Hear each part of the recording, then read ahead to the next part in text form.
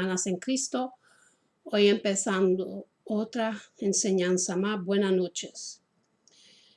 Hoy voy a empezar con el Padre nuestro en oración.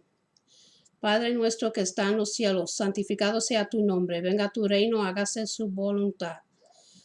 En la tierra como en el cielo. Danos hoy el pan de este día. Perdona nuestras deudas, como nosotros perdonamos a nuestros deudores. Y no nos dejes caer en la tentación, sino que líbranos del malo.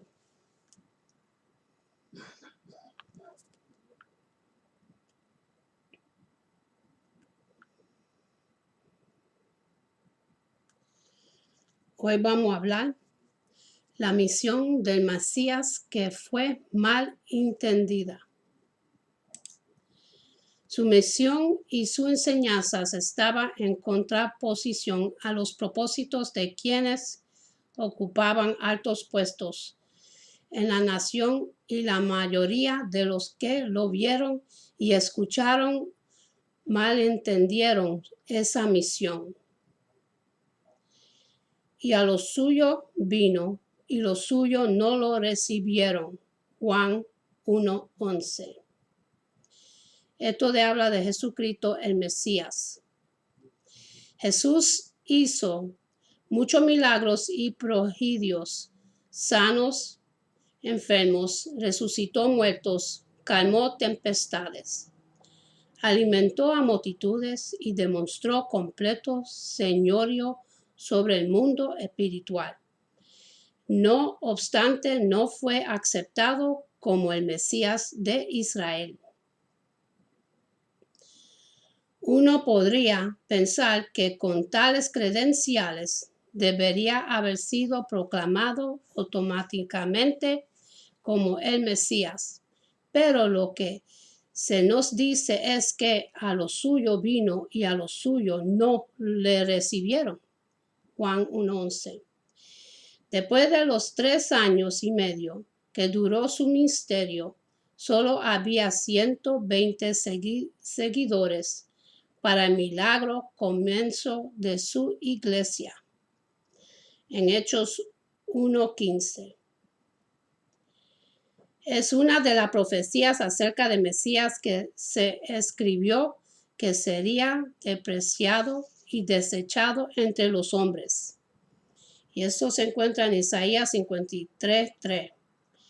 Las grandes obras que Jesús llevó a cabo y que lo hicieron tan conocido entre el pueblo no fueron suficientes para vencer la crítica y rechazo de los dirigentes religiosos, tampoco lo fueron para consolidar la lealtad de los indecisos corazones de la gente común y corriente.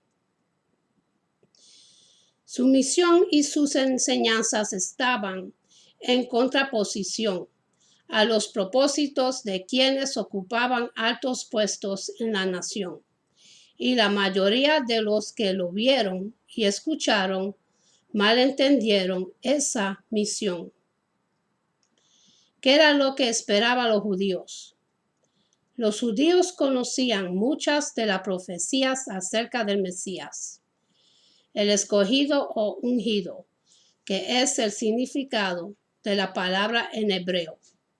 Creerán firmemente que el Mesías señala un poderoso y triunfante rey terrenal que los librarán de la opresión romana y establecería nuevamente un reino judío. Grandioso y independiente, los magos que vinieron del oriente buscaron a recién nacido Jesús.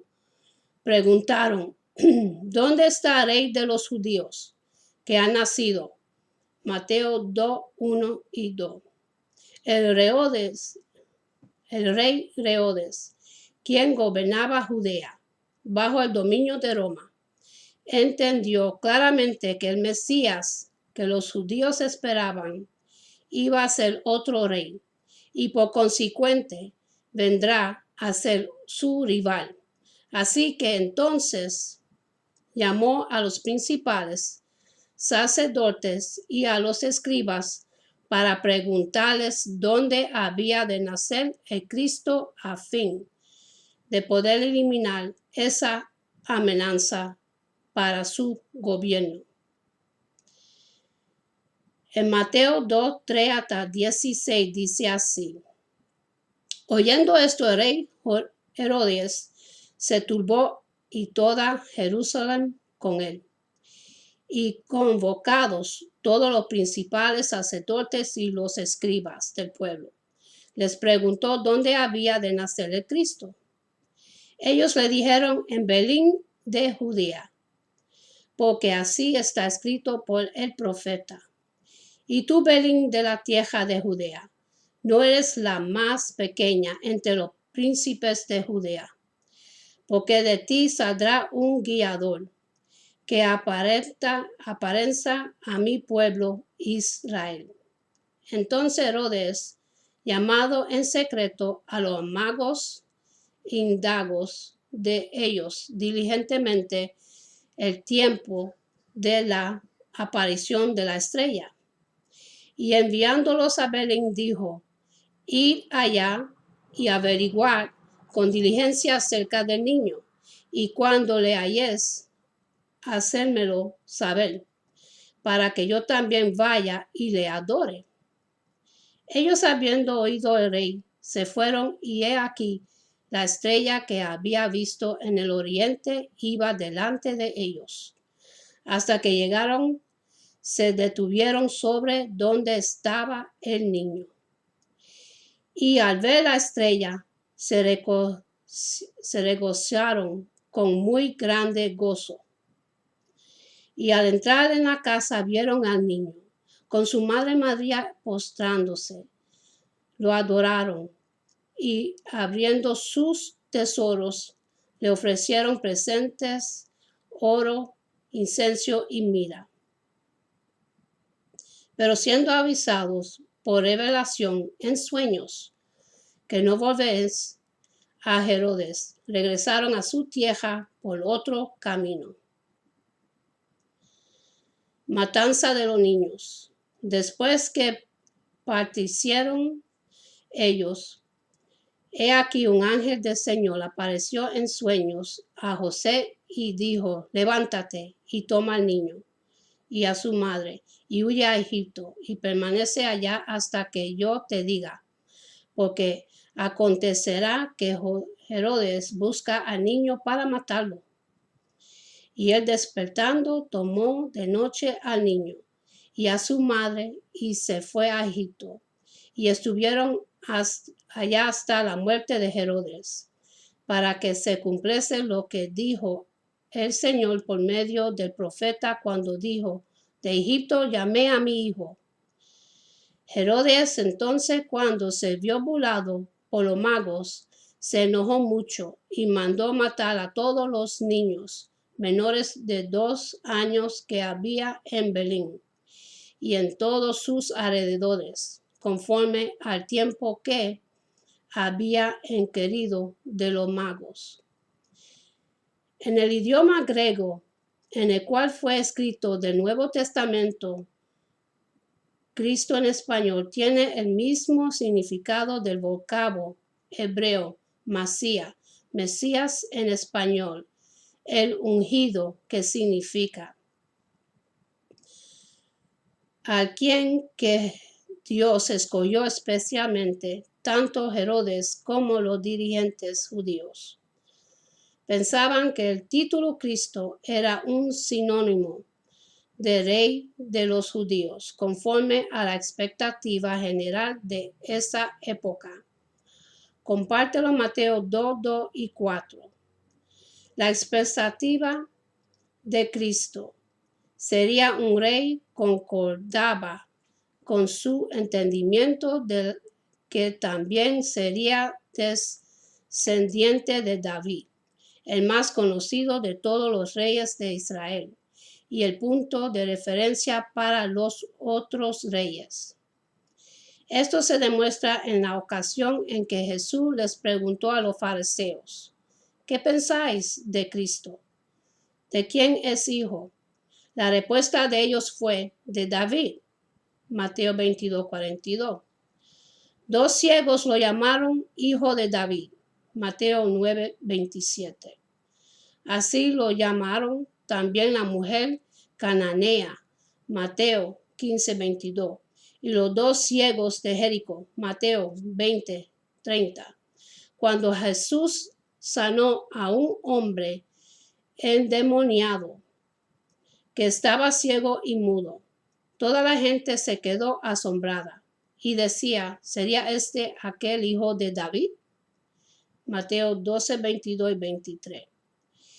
Y su entrada en Jerusalén fue recibido con exclamaciones de Hosana al hijo de David. Mateo 21:9. El número y la magnitud de los milagros que hizo Jesús, milagrosos nunca igualados en la historia de Israel, ni siquiera por los grandes profetas, llevaron a la gente a la conclusión de que él tenía que ser el Mesías profetizado. Y muchos de la multitud creyeron en él y decían, el Cristo Mesías, cuando venga, hará más señales que la que éste hace. Juan 7:31. ¿Era el momento para restaurar el reino? Los judíos deseaban que apareciera el hijo de David, a quien esperaban como él que había de restaurar el reino de Israel, bajo la destinancia de David. En cierta ocasión, cuando Jesús milagrosamente alimentó a una multitud de 5,000 personas, ellas estaban convencidas de que él era el profeta que había de venir al mundo. Juan 6:14. Esa era una alusión a la profecía de Moisés, cuando dijo, el Señor tu Dios levantará de entre tus hermanos un profeta como yo. Deuteronomio 18:15-19.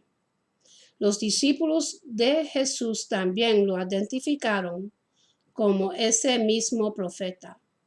Hemos hallado a aquel de quien escribió Moisés en la ley, así como los profetas, a Jesús, el hijo de José de Nazaret. Juan 1:45. ¿Qué mejor rey se podría tener que uno que milagrosamente los alimentará? Este milagro provocó una reacción unánime de hacerlo rey ahí mismo.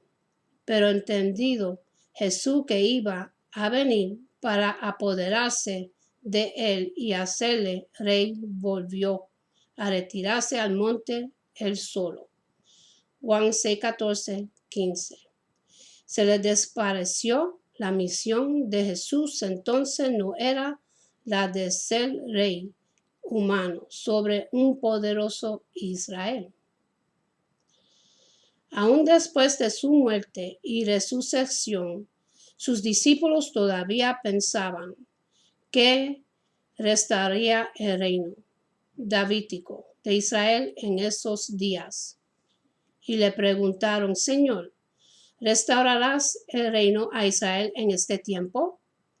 Hechos 1:6. Aún no podrían entender todos los aspectos del enigma profético que él les estaba revelando. ¿Cómo entender las profecías mesiánicas?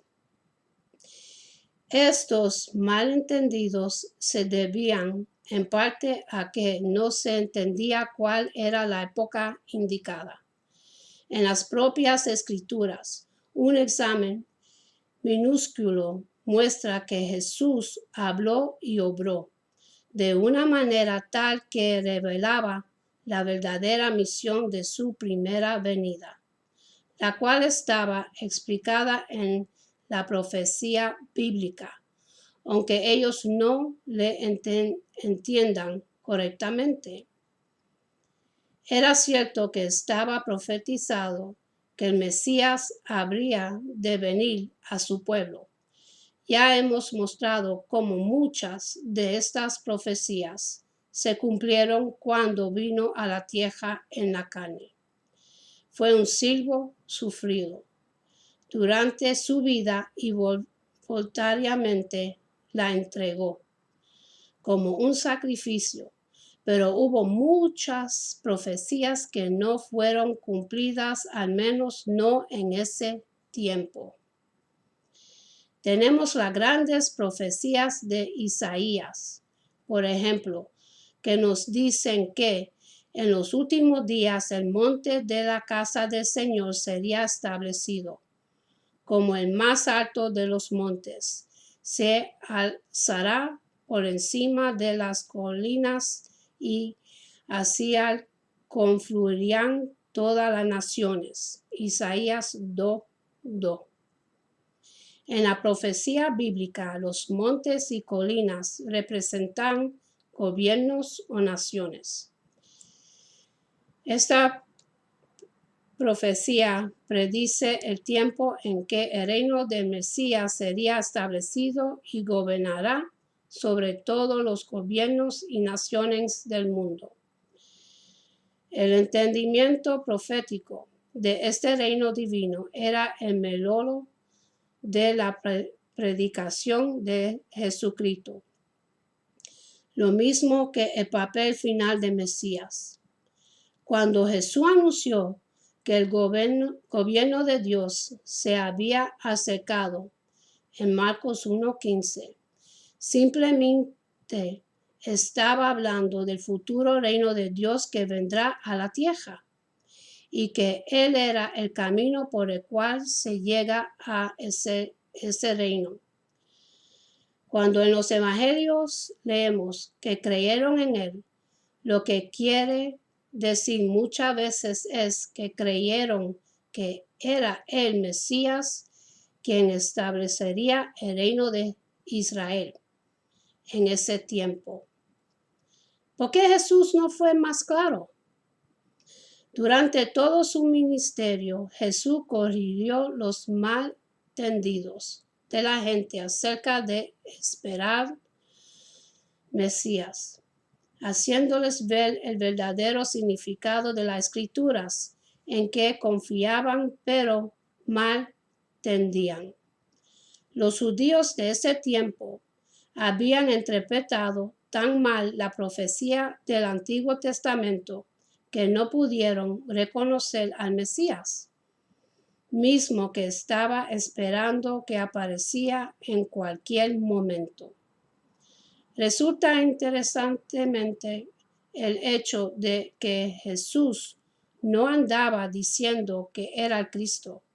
A los demonios que escuchaba fuera de quienes estaban poseídos les prohibía que revelaran que Él era el Cristo. Lucas 4:41. Y cuando les preguntó a sus discípulos directamente, ¿quién dices que soy yo? Y Pedro le contestó que era el Mesías. Jesús les ordenó estrictamente que a nadie dijera que era el Cristo. Mateo 16, 15, 16 y 20. Cuando estando preso, Juan el Bautista envió unos discípulos suyos a preguntarle, ¿eres tú aquel que había de venir o esperamos a otro? Le mandó decir que meditara acerca de las pruebas mesiánicas que estaba dando sus enseñanzas y sus obras. Mateo 11, 2 y 6. Pero hubo unas cuantas ocasiones en que claramente expresó su identidad mesiánica. Por ejemplo, le reveló quién era él a la mujer samaritaria. En Juan 4, 25, 26 leemos que cuando la mujer samaritaria le dijo, sí, que ha de venir el Mesías, Jesús le respondió, yo soy el que habla contigo.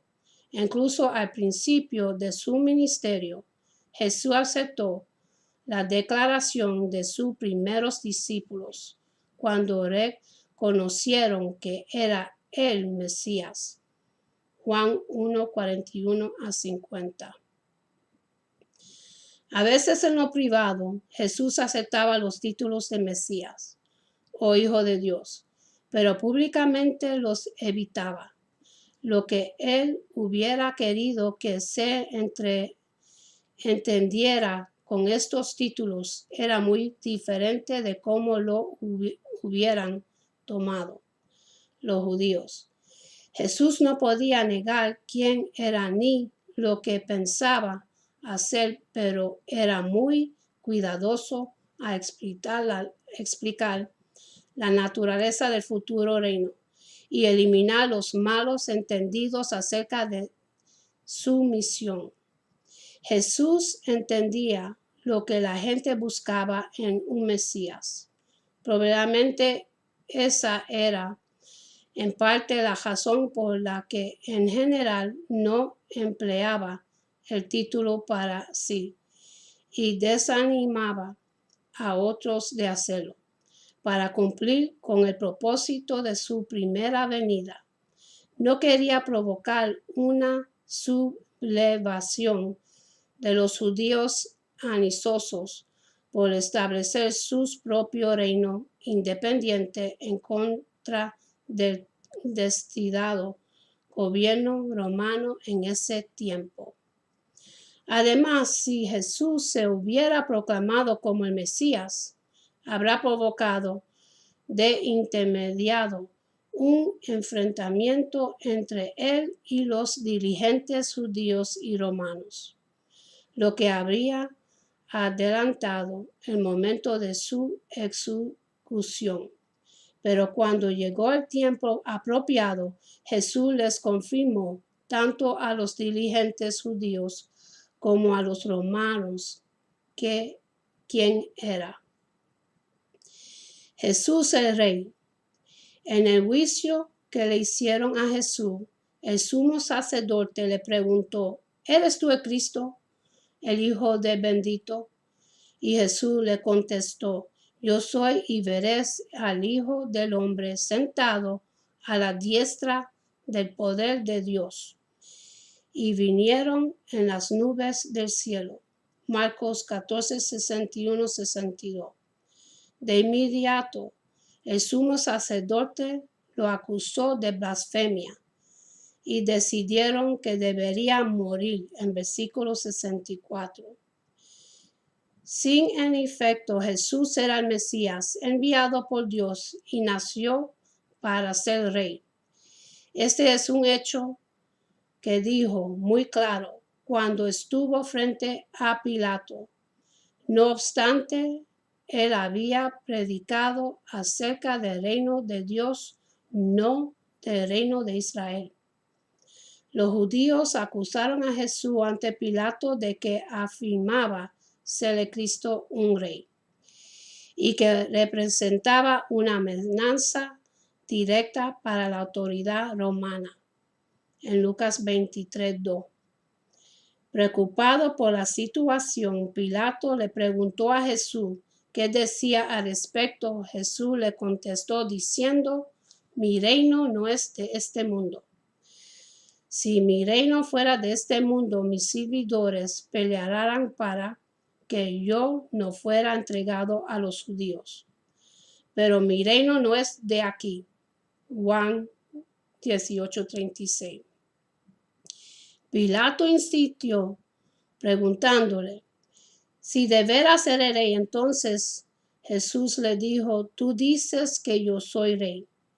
Yo para eso he nacido y para eso he venido al mundo. En versículo 37. Sin embargo, Pilato no sentía que Jesús fuera una amenaza para el gobierno de César, pero al fin los judíos lo convencieron de ordenar su ejecución por haber dicho que era rey. Juan 19:12. Pilato incluso hizo colocar un título sobre la cruz en que crucificaron a Jesús que decía: Jesús Nazareno, Rey de los Judíos.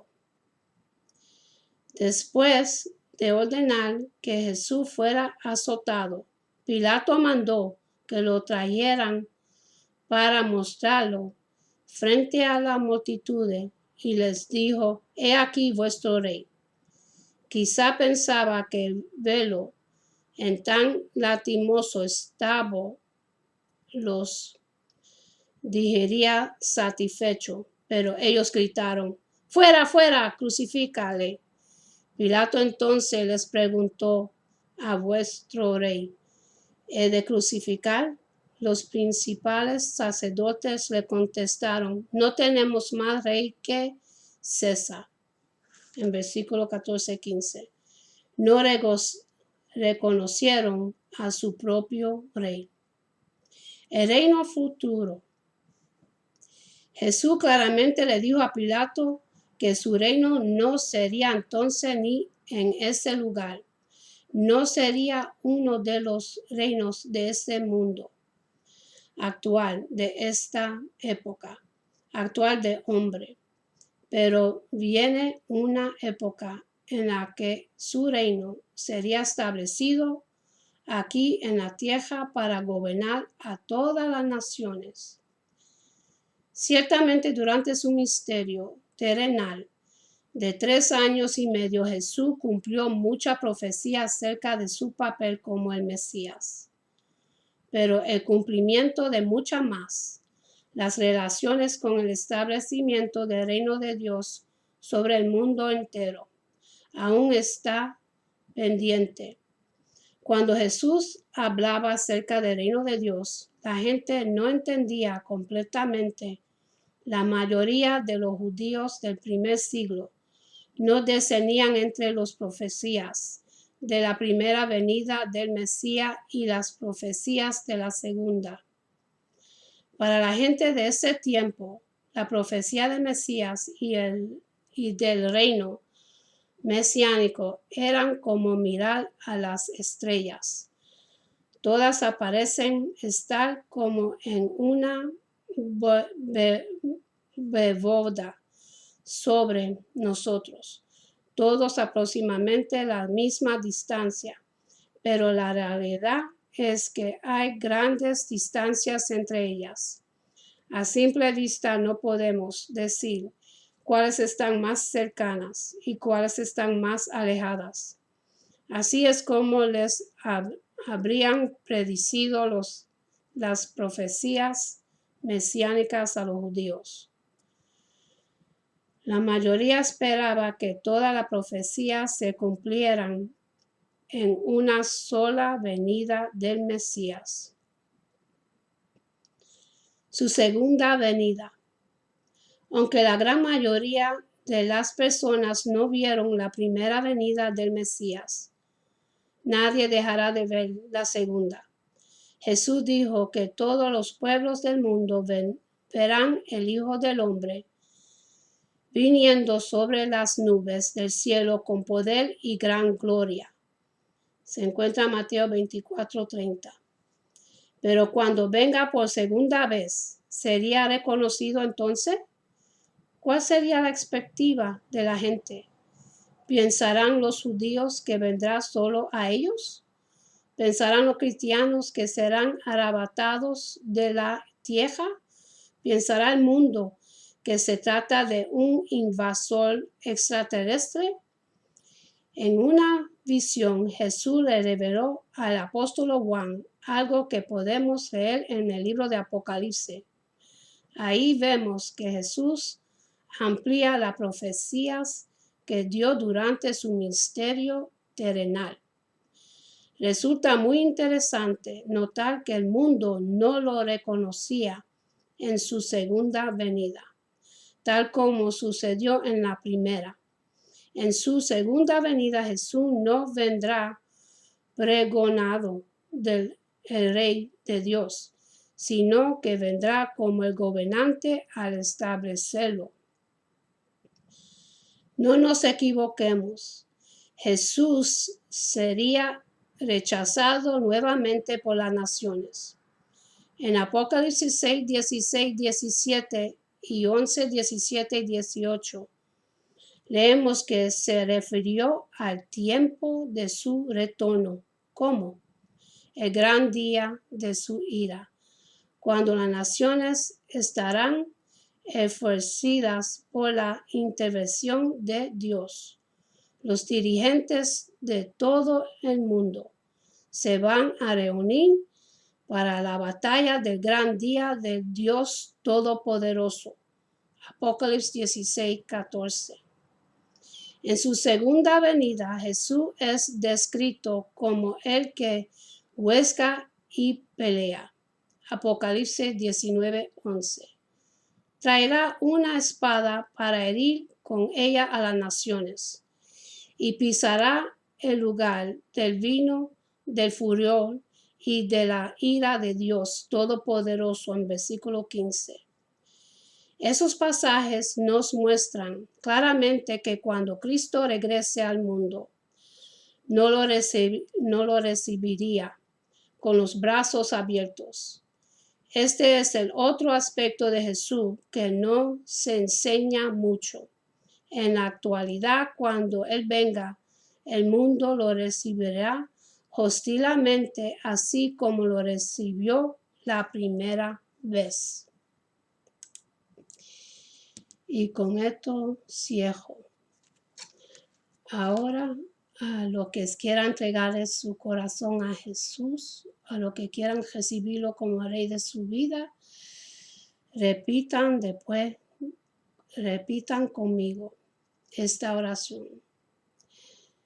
Señor Padre, quiero aceptarte en mi corazón, quiero que entre en mi corazón y que sea el Rey de mi vida. Y yo me arrepiento de todos mis pecados y quiero que sea Rey de mi vida y entre en mi corazón. Y Él lo hará y Él te hará libre. En el nombre de Jesús. Ahora yo le rezo y le pido que Dios me lo bendiga, lo guarde y lo cuide a todos mis hermanos y hermanas en Cristo y amigos. Que Dios le dé salud, sabiduría, entendimiento de su palabra, que Jesús ande con ustedes, lo ayude y lo levante a los que están caídos. Que Dios rompe todo el yugo de los problemas de todos mis amigos y amigas y hermanos en Cristo. Que Dios lo libere, que Dios lo ayude en su camino, que Dios lo prospere, que Dios lo ayude en su trabajo, conseguir trabajo, que Dios lo ayude en sus finanzas, que Dios lo sane a cada uno de ustedes, que Dios ande con ustedes y lo cuide y lo guarde, que Dios restaure nuestros matrimonios que están derrotados, que Dios restaure todas las relaciones entre familias, amigos y amistades. En el nombre de Jesús, amén.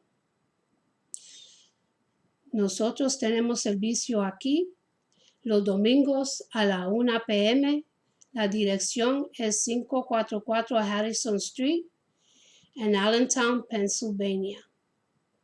A los que quieran venir a adorar a Dios. Y con esto me despido, que Dios me lo bendiga.